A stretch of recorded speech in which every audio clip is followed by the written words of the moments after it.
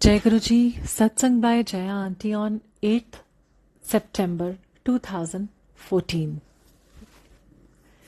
Rama aunty का कल का पोयम जिसमें उन्होंने गुरुजी के दर्शन एक बच्चे में जिक्र किया था, पढ़कर गुरुजी के वो चमत्कार याद आ गए जिनमें उन्होंने मुझे अलग अलग बच्चे के रूप में या उनके माध्यम से ब्लेस किया है। मैं यहाँ शेयर करना चाहती हूँ।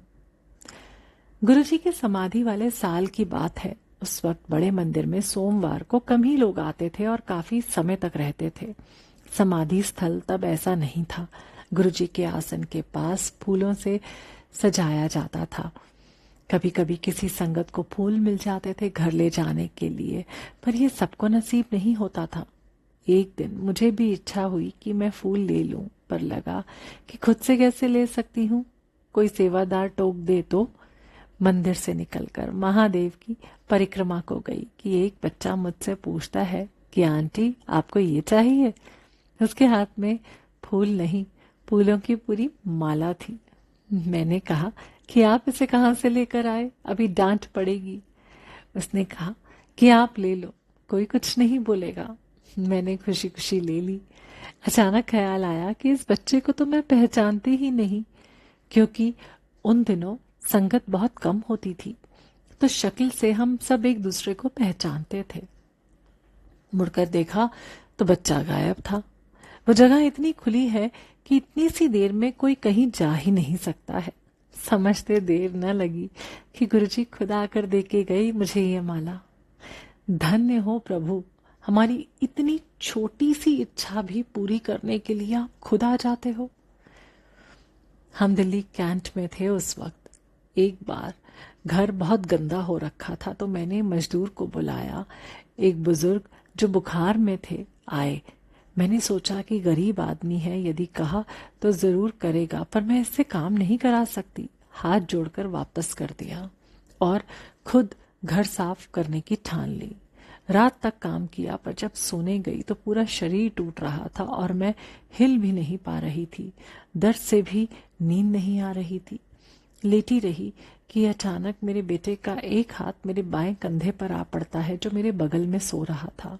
मुझे महसूस हुआ कि मेरे कंधे से कोई गर्म सी चीज निकल रही है, जो पूरे शरीर को क्रॉस करती हुई दाहिने पैर के टो से निकल रही थी। ये चलता रहा और मुझे नींद आ गई। सुबह उठी तो मैं और दिनों से भी ज्यादा चुस्त दुरुस्त थी। फिर रात की बात याद आई। गुरुजी की मेहर के आगे नतमस्तक हो गई। 2008 में महासमाधि के दिन डुगरी गई थी।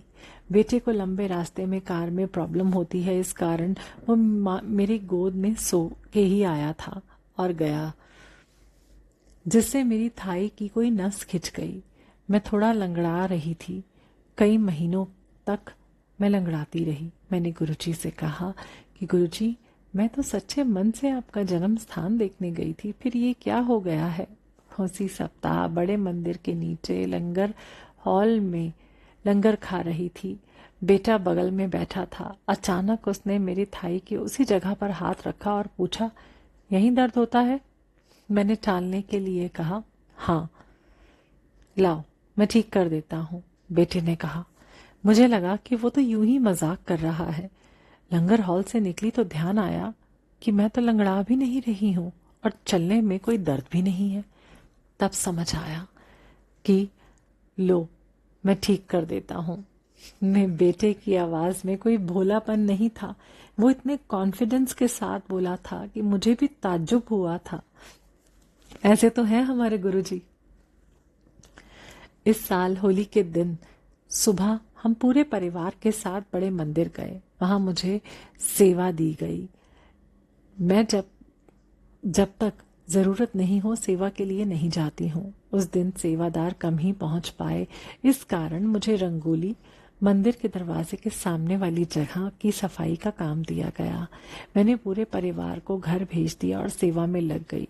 सोचा खत्म करके चली जाऊंगी, पर आपको विश्वास नहीं होगा कि 3 घंटे तक मैं उस जगह का झाड़ू पोछा करती रही, पर उस छोटी सी जगह को साफ नहीं कर पाई।